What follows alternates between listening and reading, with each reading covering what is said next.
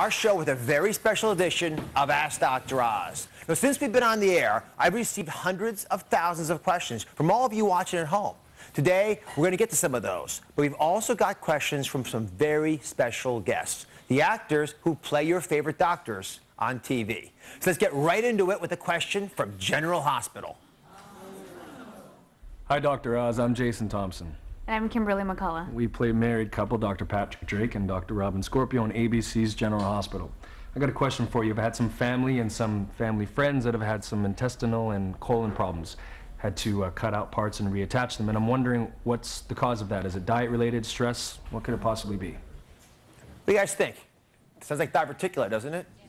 So what are diverticula? Well, they run in families. They're little out pouches in the intestinal tract where stool gets lodged. And sometimes, if you have a couple of attacks, we actually cut parts of the intestinal tract out, which is what we're talking about today.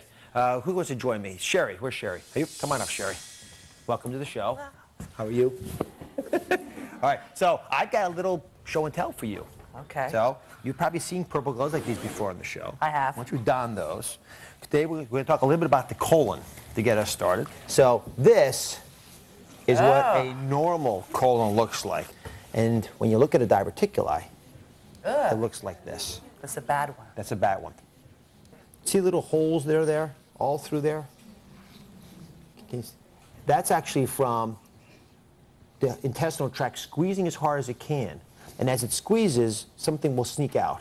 It'll push a little bit of the fecal material into these little holes. Here's a good example of one here. You can actually see the darkness in there. Now, unfortunately, you can't just go in and pop these like you would pop a pimple. So try to push that out of there. Do I have to? Yeah. It builds character. There. You see it coming out? Oh, yeah. You want to see that coming out? All right.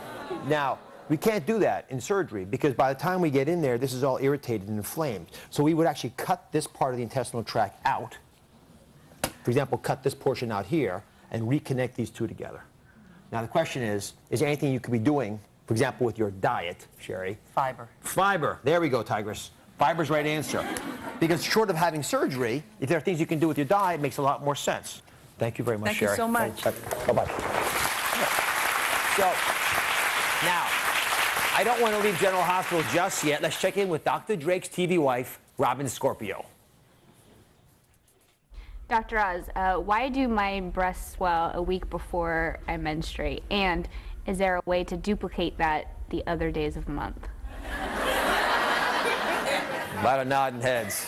Well, Kimberly, 2/3 of women have fibrocystic breasts. That means that they swell a lot, especially at certain times of the month, and right before the period is one of those times. They get rubbery and they get tender. Eating saturated fats actually makes that process a little bit more aggressive, which is why we think some people have more problems with PMS than others. Vitamin E, oral contraceptives, even primrose oil, which has a lot of omega-6s in it, actually will help alleviate some of those symptoms. In terms of keeping your breasts large the rest of the month, you know, pregnancy does that. But you know, the same kinds of hormonal surges are not natural for the body, so we don't want to encourage that. But good question. All right, Kareem's here. Where's Kareem? Hey, Kareem, how are you? Hi, Dr. Oz. Nice to meet you. Excellent.